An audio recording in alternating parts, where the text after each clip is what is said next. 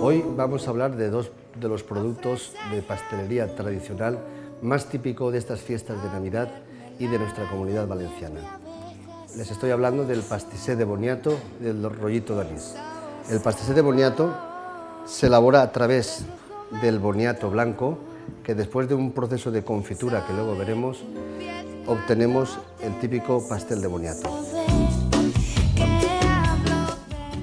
En cuanto al rollito de anís, en su formulación equilibrada lleva licor de anís que le confiere la característica y su nombre, rollito de anís. Tanto el pastisset de boniato como el rollito de anís son ideales para compartir después de las comidas con una taza de café.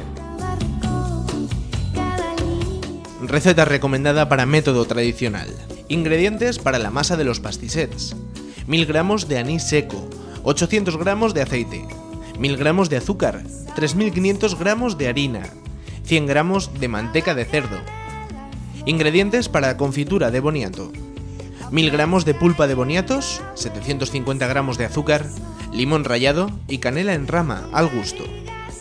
Proceso de elaboración para la masa de los pastissets: mezclar todos los ingredientes líquidos, añadir la harina y trabajar bien la masa hasta que esté fina. Dividir la masa en tantos trozos como pastissets queramos, hacer bolas y aplanarlas luego. Poner en medio de cada coqueta un poco de confitura de boniato y cerrarla por la mitad como una empanadilla, cerrando bien los bordes con los dedos. Pintar los pastissets con huevo y decorarlos con azúcar por encima antes de meterlos en el horno.